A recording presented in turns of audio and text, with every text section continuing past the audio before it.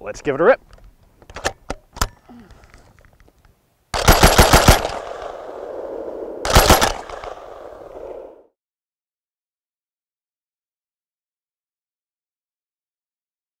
Hi guys, thanks for tuning in to another video on ForgottenWeapons.com.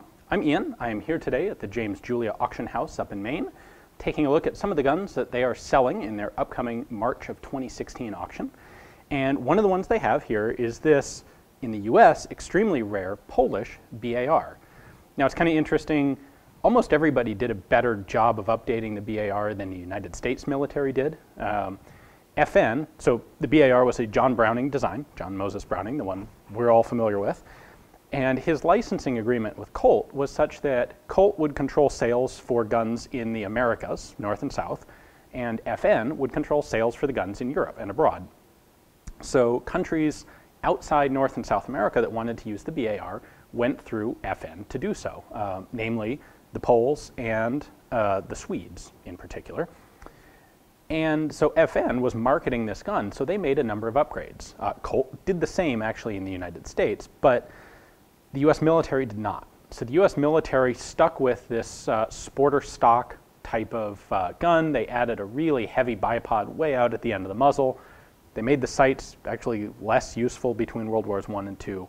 Well, FN did the opposite. FN really made a number of cool upgrades to the guns, things like a pistol grip, and a nice light and reasonably effective bipod, things like that. FN also designed a quick change barrel version, although the Poles didn't end up using that. So to set our stage, we have some pretty cool upgraded variants of the BAR available from FN around the 1920s. So stepping back to Poland for a moment here, in 1918, Poland finally becomes its own independent nation again. For like 120 years, Poland had been separated and occupied by other countries. And when they finally got their independence and sovereignty back, they had this total mishmash of small arms. When it came to light machine guns, they had German MG0815s, which weren't light at all. They had Lewis guns, both in 30-06 and also in 7.62 by 54 rimmed from the Russians. They had French Chauchat light machine guns. They had a lot of stuff, none of it standardized. Well, they decided to standardize on the Mauser rifle and the 8mm 8x57 Mauser cartridge. And with this done, in 1924, they set up a procurement trial for light machine guns. And it's kind of cool. They had everything submitted. They tried pretty much every single light machine gun that was available on the market in the 1920s. They tried the Madsons, the French Chauchat 1924, the Lewis gun. Colt, or rather FN, supplied a BAR, a 1924 pattern BAR. The Czechs supplied the Praha I-23, which was a belt-fed gun which would go on to become the ZB-26. There was an Italian submission, you name it, everything was in these trials. And the three guns that were shortlisted as being the best were the BAR from FN, the Chauchats 1922, and a French version of the Lewis gun that used box magazines, the 1923 model of Lewis gun. Now it's kind of interesting, they actually canceled the second round of testing and decided, screw it, the BAR is so far ahead of everybody else, we'll just buy them. But then the French complained that they weren't getting a fair chance, so they ran a second trial anyway, which, surprise, surprise, came out with the BAR winning again. So in 1927, they finally decide once and for all they'll take the BAR. They sign a contract with FN on December 10th, 1927 for the wz.28, or model of 1928 light machine gun. The deal is that they are going to buy 10,000 of these from FN, and then they're also going to buy the rights to produce them domestically in Poland. That's a fairly typical setup for a military force. They want to get a number of the guns in the system quickly so that they can start using them and equip their frontline forces, but they don't want to be stuck purchasing from a foreign entity forever. So they want to set up their own production so they can build the rest of the guns and spare parts and be a little more sustainable. So they bought the licensing rights. This would have required that they needed to get the technical data package, it's called. All of the technical drawings, jigs, tooling, everything you need to have to set up a factory to make a gun like this. Now, the FN representatives have, they've really been pushing the marketing. They actually bump up the number of guns from 7,000 to 10,000 because they are able to promise an earlier delivery date. And they say they'll have all of these guns delivered by September of 1929, which is not bad. That's a year and 3/4 for 10,000 guns. Cool. Guns start getting delivered late, and the Poles are having trouble getting the technical data package. FN just won't give it to them. They've paid for it. They can't just get it. Something's going on. Well, it turns out the FN sales guys had actually kind of been lying through their teeth to the Polish military. They'd been saying, yeah, this gun that you trialed was made at FN in Herstal in Belgium. It's metric. So, you know, it'll be easy. It'll be all interchangeable with your technical package, no problem. Turns out FN was not building these guns in Belgium. They hadn't been able to tool up to do so. The Polish contract was only the second one that FN had gotten for the BAR, the first being an order of only 3,000 guns for the Swedish government. 3,000 wasn't enough incentive for FN in Belgium to tool up to make them, so they just imported them through Colt. They were made in the US and shipped over by way of Belgium. But they'd done the same thing with the Polish trial gun. So there was no technical data package to be had. FN had to actually go back and create it first, and then they could give it to the Poles. I think this is an example of the marketing guys and the engineering guys not talking to each other. It turned out this was not a trivial thing to make. In addition to reverse engineering the gun and changing the measurement system from inch to metric, which is not trivial, again, the Poles also had a number of changes that they wanted made to the guns. They wanted to add, well, in particular, the FN gun had spiked on bipod legs. They wanted skids instead. They wanted to change the grip style. They wanted to change the rear sight. The FN gun had an aperture sight, and the Poles wanted a notch sight, like their Mauser rifles. So they had to make these small but time-consuming changes to the gun, and they had to figure out how to reverse engineer the whole thing at FN. It turns out Colt didn't even really want to license production out. FN didn't have the rights to sell people the rights to make the gun. And the FN sales guys kind of ignored that and just took the Poles' money and said, yeah, sure, well, yeah, you'll be able to make them yourselves without actually having the legal permission to sell that. This turned into quite the international kerfuffle. Ultimately, the price on the technical data package was reduced by like 2/3, from $325,000 down to about $125,000. And the Poles had ultimately given up. By 1929, they were sick of pestering FN, and they just started reverse engineering some of the guns that they had in-house. By January of 1930, they had manufactured a couple of their own guns, and a couple more by March. They ran them through firing tests, literally destroyed the guns through firing to prove that they were every bit as durable as the Belgian guns, which they were. And so the Poles ended up basically creating their own technical data package. Colt ended up agreeing to license this production to them, basically to avoid making a really big international incident. And ultimately, this whole debacle soured relations between the Polish military and FN so badly that just a couple years later, when the Polish government was looking for a semi-auto handgun and really liked the FN high power, they flat out refused to buy them from FN. Instead, they went back, took a careful look at patents and figured out a way to build their own pistol domestically that took all the best elements of the high power without actually paying FN a cent or working through FN at all. So really an interesting backstory to this gun. You know, the twists and turns, that classic lack of interface between the production side and the marketing side of a business entity coming back to bite the company badly. So now, I mentioned at the beginning, these are very rare in the US. Not a whole lot of them came back into the States. Ultimately, 21,000 were made. 10,000 were made by FN and sent to Poland, actually by Colt, sent to Poland through FN. And then another 11,000 were manufactured domestically in Poland. The Poles actually sold a lot of these commercially. One of the larger orders was about 2,000 guns to the Republican forces in Spain during the Spanish Civil War. In order to maintain production capacity, they were selling the guns commercially as well as filling orders for the Polish military. So over the lifespan of these guns, there were a couple changes made to them. Originally, they had a stock-shaped pretty much like a US BAR stock. They changed that to what was kind of colloquially known as a mermaid's tail stock, here with this lift up at the back. They added a conical flash hider. They added a front sight protector. They added a lug here for anti-aircraft sights.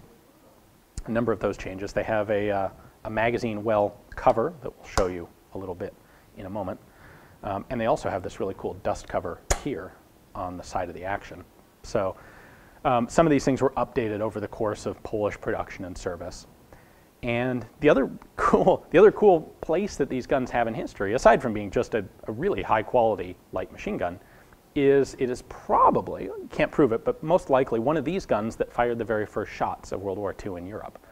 And so a Polish soldier, Captain Edmund Zemlewski, I think I'm pronouncing that right, was one of the guys guarding the Polish military warehouse in Gdansk. So this was basically a little Polish enclave in the free city of Gdansk. And that was one of the very first places that German forces attacked. And he is probably the first defender to shoot back with one of these wz.28 BARs. A few practical notes. This is chambered in 8mm Mauser, which was the standard Polish cartridge. It uses totally standard unmodified US BAR mags, which is nice and handy. This gun actually has a really cool accessory with it. This is an original 1930, I believe, 5 dated Polish BAR magazine case that holds 5 loaded mags. Strap it over your body. These are they have a 3-position selector, safe, semi-auto, and full auto. They do not have the fast-slow rate adapter. That was an option that FN offered them, and they turned it down. The Polish actually developed a quick change barrel mechanism for these guns in 1938, which they were selling commercially or offered commercially, but the Polish military opted to stick with its fixed barrel version and just leave that alone. That was not something they were particularly concerned with. The Polish abbreviation for this is actually RKM. To them, this wasn't so much a light machine gun as an automatic rifle. So this was intended to be used kind of like the American BAR, on the move, from the shoulder, from the hip, as well as off the bipod. So in the Polish military parlance, a light machine gun would be something like a 1919 A6, which is really kind of a general purpose machine gun that's equipped with a buttstock so that it can be fired fired from a bipod without a separate mount. Whereas an automatic rifle like this was viewed as a separate type of firearm. So an interesting bit of granularity that we don't have in US terminology, really. All right, I think we should take this thing apart. I will show you how it works and how it comes apart and see the insides. And then we definitely need to take this out to the range and do some shooting. All right, for disassembly, we're going to start up here at the gas plug. There's a little cross pin in there that I need to tap out. There we go. You can see the pin coming out here. This one is really tight. So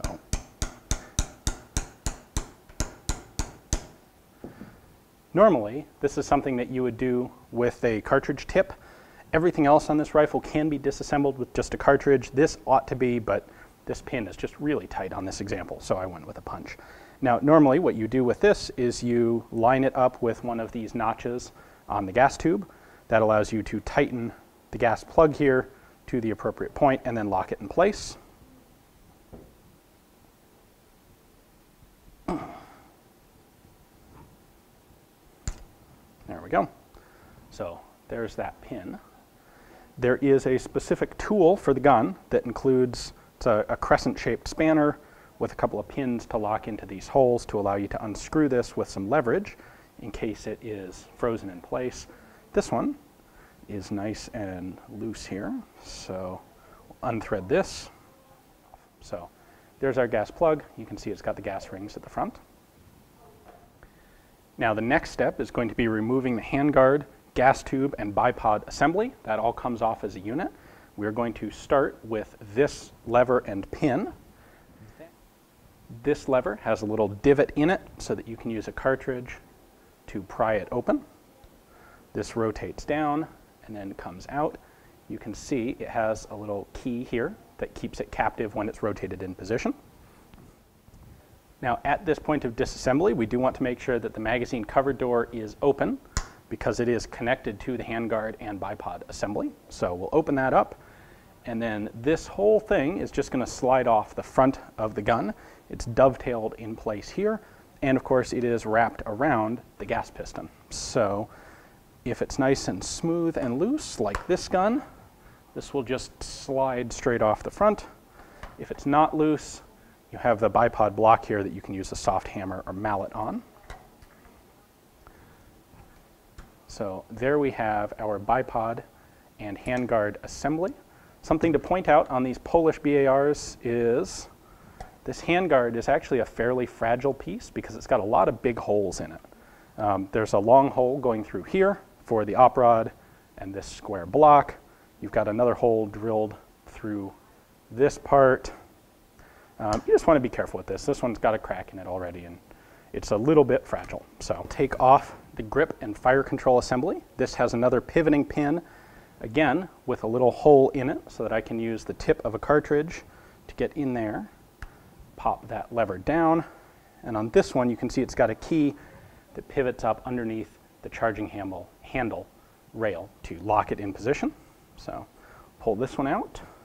Now the grip assembly just slides right out. It's got a little lug at the back and that pin at the front. So this is interchangeable with pretty much all of the other BARs, the Swedish and the American.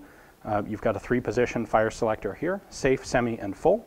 Our magazine release on this is the front of at the front of the trigger guard, and you can see when you push in on the mag release, it pulls that catch back out of the way.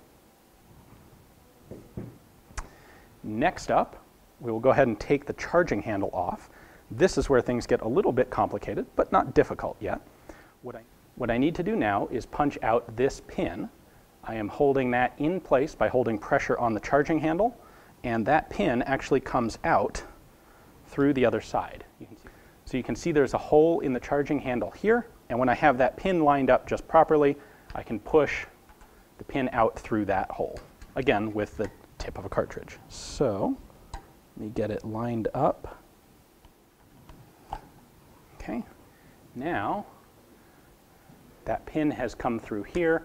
The end of that pin is no longer holding the charging handle in place, and I can slide it out of the receiver. All right, the next thing is to take this pin and punch it the rest of the way out, and that will separate 3 different parts inside the gun.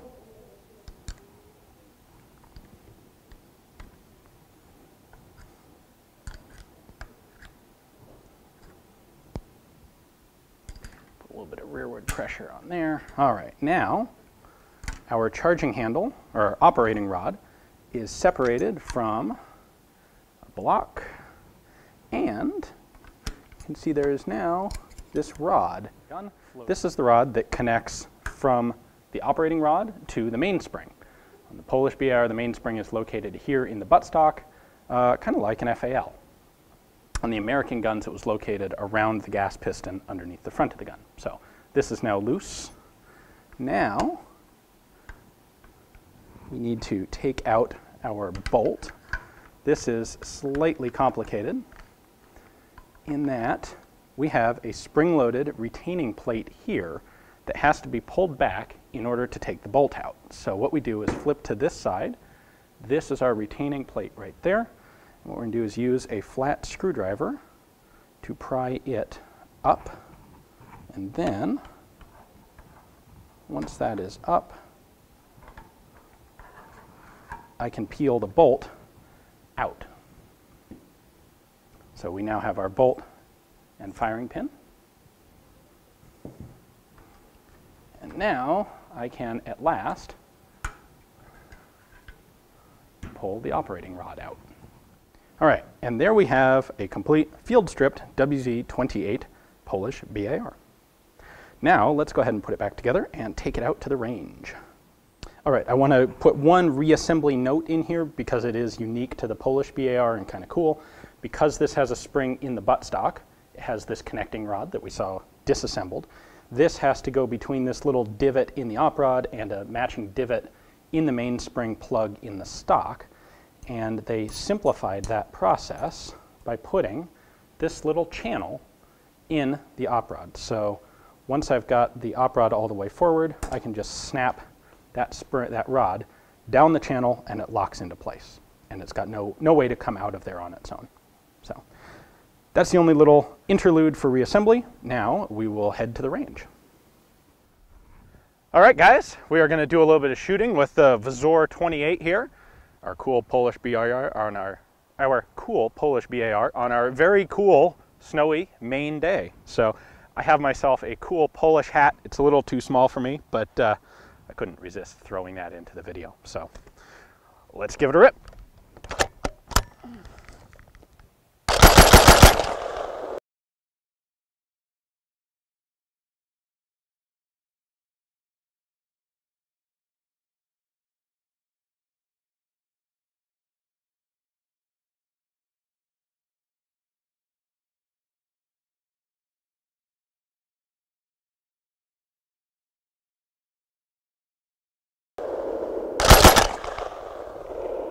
These are fantastic guns. All right, one thing I have to say, having handled this a bunch now, this bipod is not great. It's better than the US BAR bipod because it's a lot lighter, and you can actually fold it up, but it flips and flops around, and it's, I don't know, it seems like a pretty non-optimal bipod to me. I love the addition of the pistol grip. I think the sights are decent on this. They're certainly usable. They're very much like you would get with, say, Poland standard Mauser rifles. The handguard works well. The dust covers are cool. That bipod, boy, I really think they could have done better with the bipod. However, I know, well, part of the purpose of the BAR is supported fire from the bipod. Part of the purpose is assault fire from the shoulder.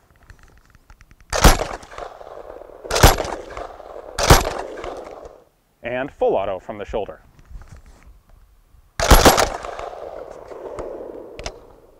And I'm out of ammo. So the Polish BAR has this cool set of features on it of two dust covers. One down here over the magazine well, and a sliding dust cover here over the ejection port. When you've got both of those closed, you've really got the gun pretty well sealed up against dirt and grime and crud, and that's definitely a good thing. So in order to run the gun from this condition, we're going to open the magazine well cover, load in our magazine, and then, of course, we don't want to fire with the dust cover closed because there would be no place for the ejecting case to go. So they have this cool cam built into it so that when I rack the bolt, it automatically opens.